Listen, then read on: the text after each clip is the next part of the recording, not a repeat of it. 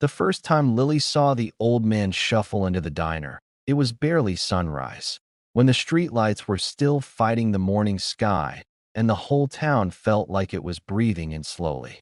He walked with a quiet stiffness, every step deliberate, like he'd learned long ago that rushing only made life hurt more. His coat was too big, his hat too old, and his eyes carried the soft, dim weight of someone who had once loved deeply and lost something he never got back. She noticed him because he always sat at the same booth, the second one near the window, where the light hit gently, as if the sun itself was trying not to startle him. He would order the same thing: black coffee with 2 creams on the side and a small bowl of oatmeal. And he always thanked her twice, once when she brought it, and again when he left, as if gratitude was the only thing keeping him tethered to the world. Most people didn't look at him long enough to remember him. But Lily did. Maybe it was because she knew what loneliness looked like. Maybe because she'd seen it in her own reflection too many times. If you've ever met someone who felt like this old man, she murmured with a small smile toward the camera she imagined behind the story, let me know where you're watching from. And if this touches your heart today, maybe share it with someone who needs it.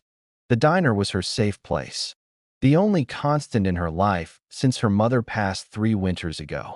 She worked double shifts, smiled even when she didn't feel like it, and carried a quiet hope that someday, somehow, the heaviness inside her would lift. But for now, she survived by routines, just like the old man. His name, she eventually learned, was Mr. Alden. She learned it because one morning, after she refilled his coffee, she saw his hands shaking as he tried to open the little cream cups. Without asking, she reached for them and gently peeled them open.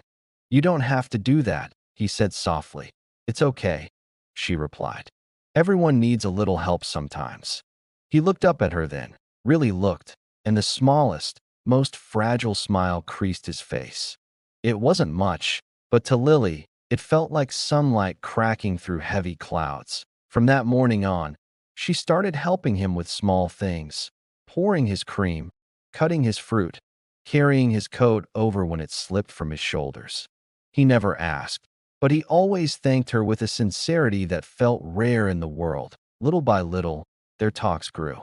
She learned he had outlived his wife, that he had no children, that his home felt too big now and his days too quiet. He learned she was saving every tip to one day attend nursing school, that she wanted to care for people the way no one had been able to care for her mother in her final weeks.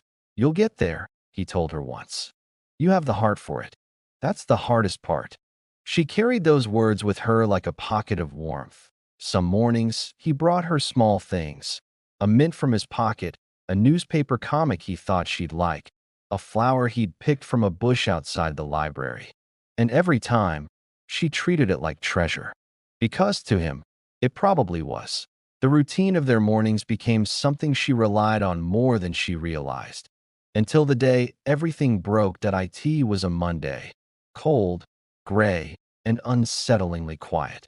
The first thing Lily noticed was that the booth near the window stayed empty. The second thing she noticed was how empty it made her feel inside. By noon, she couldn't shake the feeling that something was wrong. Maybe he just stayed home, her boss offered when she asked. But Lily felt a knot in her chest that wouldn't loosen. That he didn't come Tuesday, or Wednesday, or Thursday. By Saturday, she had convinced herself of every worst-case scenario possible. She wiped down his empty booth twice that morning, even though no one had sat there. It felt wrong to let it gather dust. Just before she clocked out, a man in a charcoal suit entered the diner. He scanned the room with sharp eyes, then approached her. "Are you Lily?" he asked. Her heart dropped. "Yes. Mr. Alden asked us to come find you." "Us?" she echoed, confused. That's when she saw them: 3 other men in suits, and 4 bodyguards dressed in black, each built like they could lift the diner off its foundation. Every person in the restaurant turned to stare. Conversations froze mid-sentence. Even the coffee machine seemed to fall silent. The man in front stepped closer. "I'm Mr. Alden's attorney." Her throat tightened. Is he okay?" The attorney's expression softened. "He passed away 2 days ago." Her breath caught. For a moment, the diner tilted, and she grabbed the edge of a table to steady herself. "I'm so sorry," he said quietly. "He spoke of you often." Of her? Why? Before she could ask, he slid a sealed envelope across the counter. He left instructions. "We're to escort you to his home. There are things he wanted you to see." All she could do was nod. They drove her in a black SUV through a part of town she'd never been to. A part with tall gates, long driveways, and homes that looked like they belonged in magazines. When they finally stopped at a sprawling estate surrounded by old oak trees, she felt completely out of place. This can't be right," she whispered. But it was, inside. The house smelled faintly of cedar and old books. It felt warm, lived in, and unbelievably lonely. Photos of a younger Mr. Alden lined the walls, most of them with a beautiful woman beside him. His wife. The attorney guided her to a small study. On the desk was a letter with her name written in shaky handwriting. Her hands trembled as she opened it. "Dear Lily, thank you for being my morning sunshine these past months. You were kinder to me than most of the world has been in years.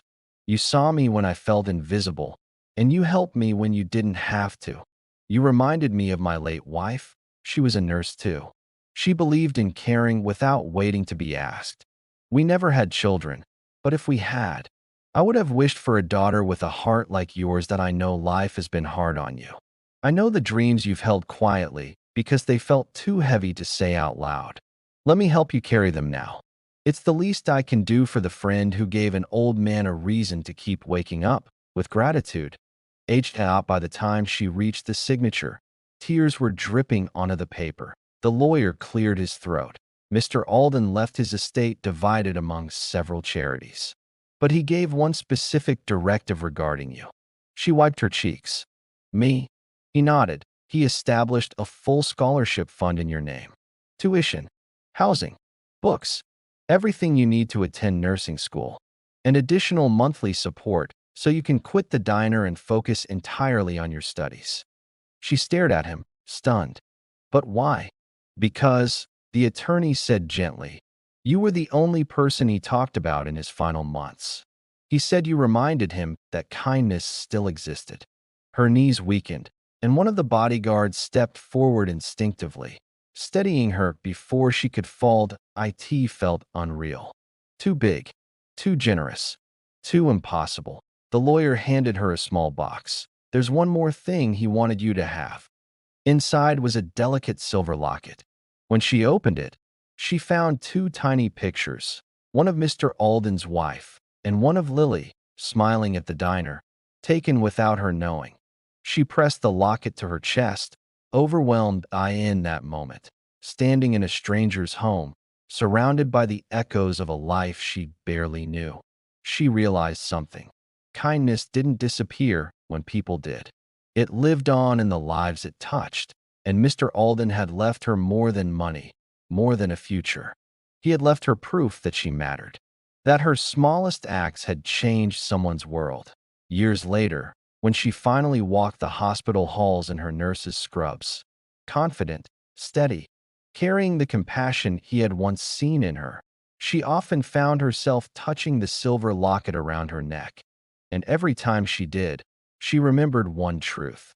Sometimes, the people we help the most are the ones we never expected to keep in our hearts forever. Sometimes, a simple act of kindness becomes the bridge to an entirely new life. And sometimes, the quietest souls leave the loudest legacies.